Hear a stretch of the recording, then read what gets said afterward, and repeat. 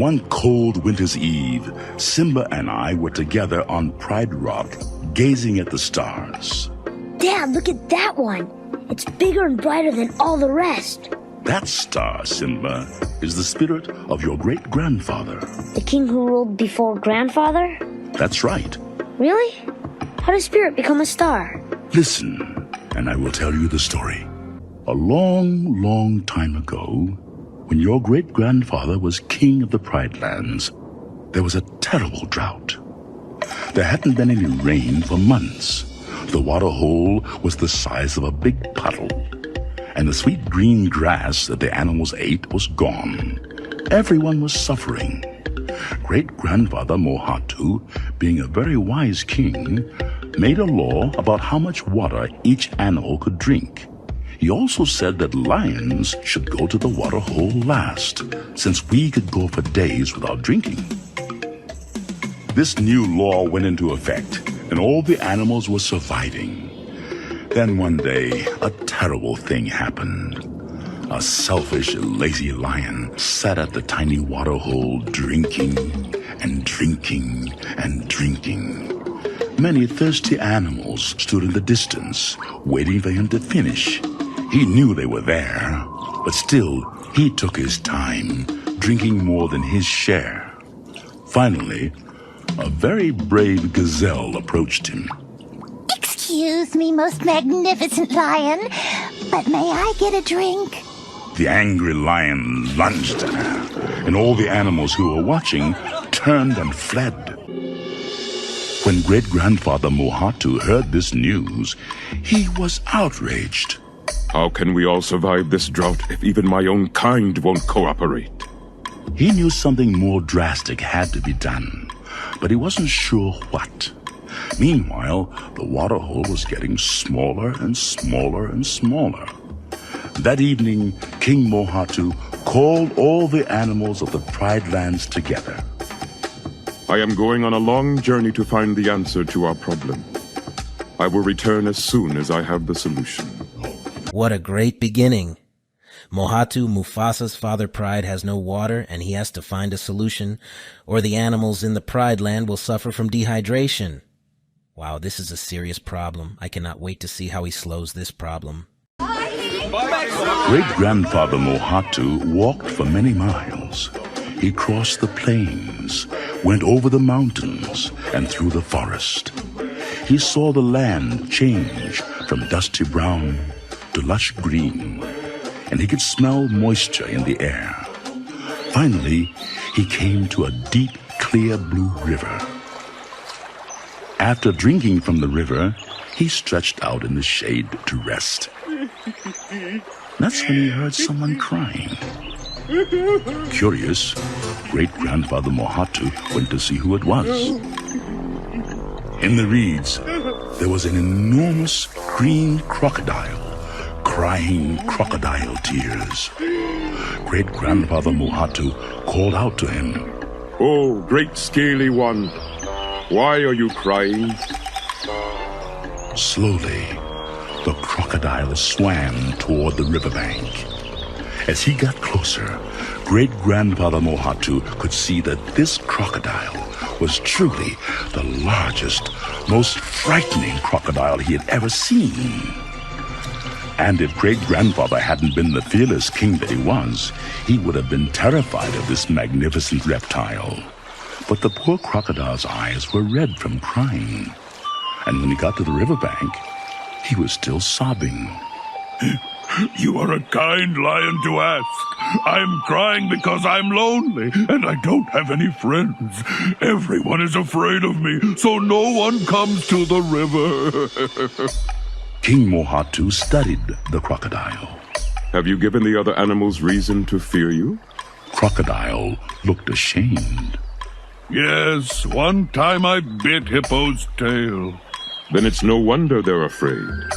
You must earn their trust again. But how can I do that if they won't come to the river? Leave that to me. I am Mohatu, king of the Pride Lands.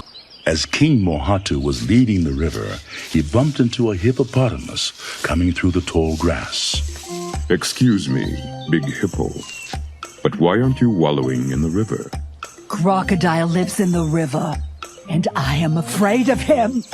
Mohatu nodded, then continued on until he came to a wildebeest. Great-grandfather Mohatu spoke gently to him.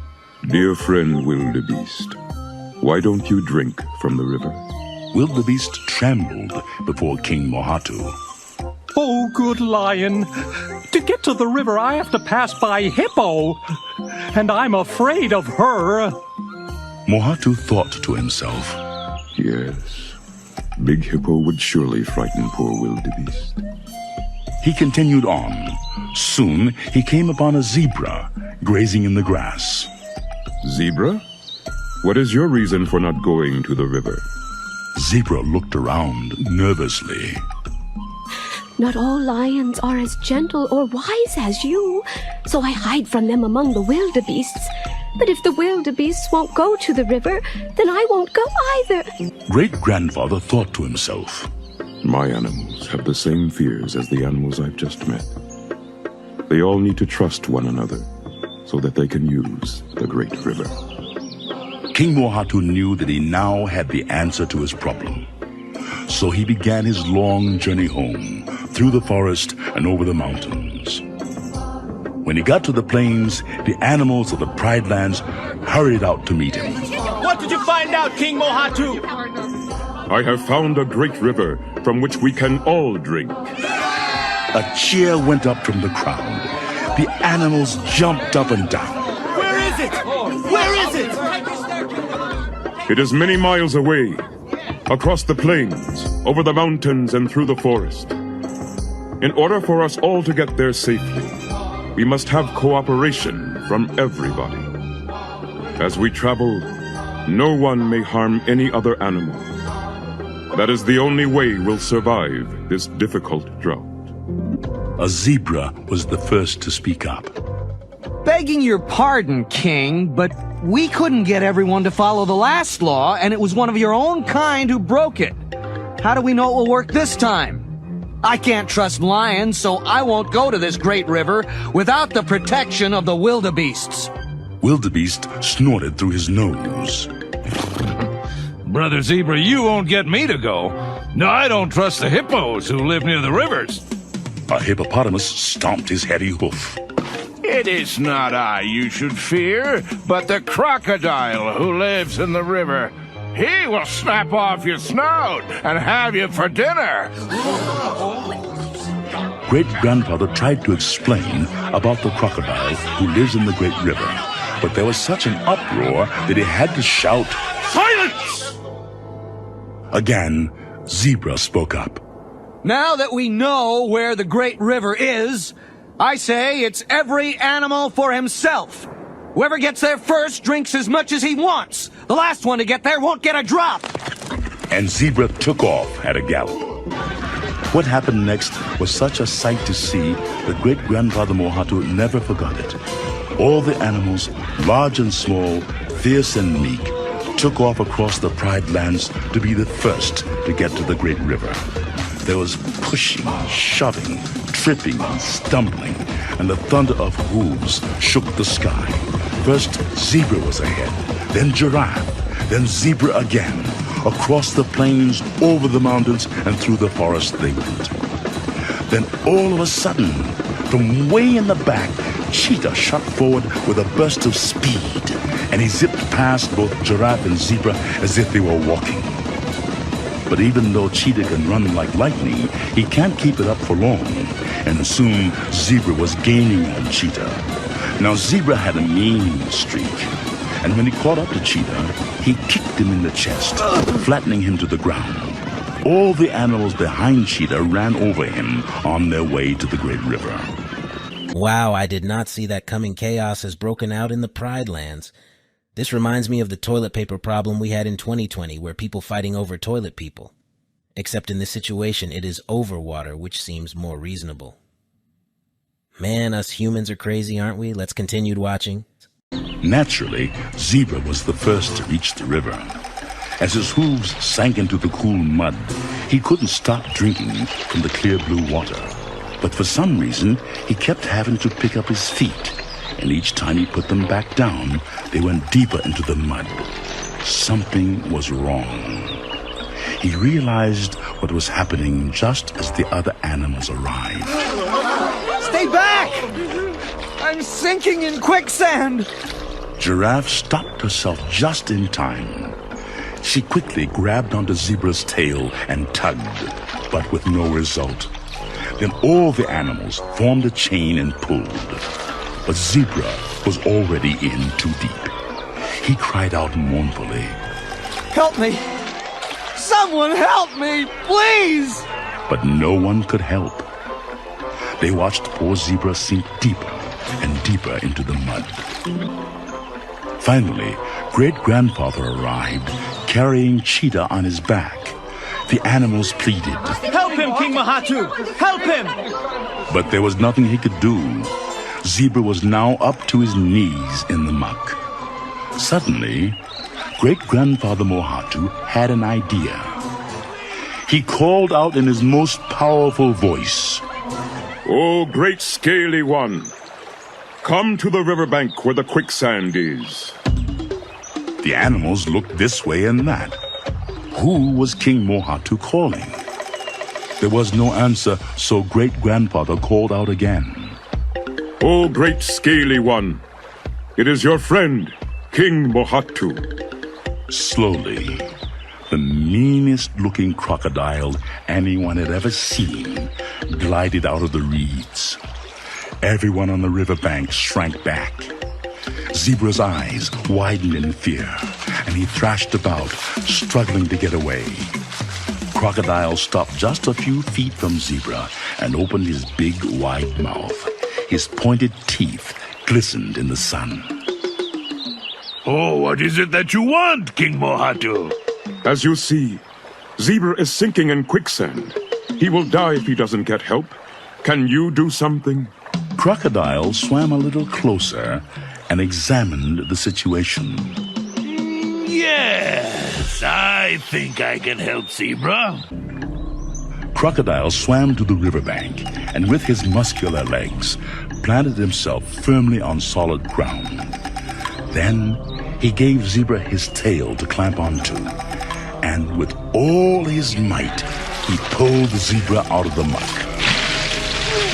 Zebra pranced up and down the riverbank. Oh, thank you, Crocodile.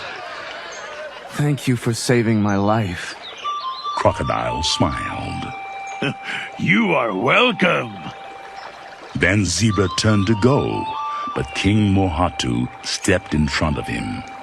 Just a moment, Zebra. I believe you owe Cheetah an apology for kicking him. And you should see that he gets safely home, too. Zebra blushed and turned toward Cheetah. I'm truly sorry, Cheetah. I never should have kicked you. I forgive you, Zebra. Then Cheetah drank from the river and climbed onto Zebra's back to go home. All the other animals, careful to avoid the quicksand, also drank from the river. As they turned to go, they called out, Thank you, friend Crocodile!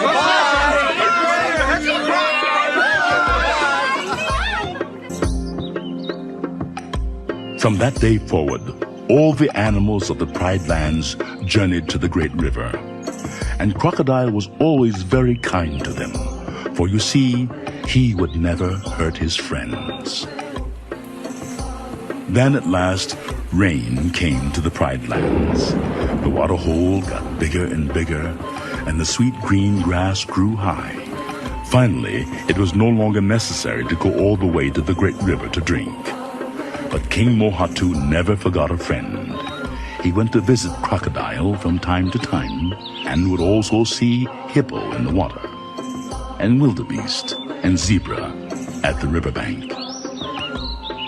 Great-grandfather Mohatu ruled over the Pride Lands for many years, and everything was good. But he grew very old, and one cold winter's eve, his time came to an end. All the animals, near and far, wept for days. They felt lost without their king, and many of them started fighting again. Then, a mysterious thing happened. Just when it seemed to the animals that without King Mohato to guide them, their time of peace was over, a star appeared in the sky that no one had ever seen before. A star bigger and brighter than all the rest. It filled the animals with feelings of peace and harmony, and they felt as they had right after Crocodile saved Zebra, and everyone got to drink from the great river. Simba, they knew that star was the spirit of their king, your great-grandfather, the wisest and most loving ruler who ever lived. Dad, I wish great-grandfather were still here. But he is Simba. He is with us in spirit. And that is why his star appears, to remind us to respect and love one another, no matter how different we may be. Now, we better go say goodnight to your mother. It's getting past your bedtime. Okay, Dad. Simba gazed up at the star one last time. Good night, great-grandfather. I hope I grow up to be just like you. I smiled proudly at my son, and we headed down Pride Rock.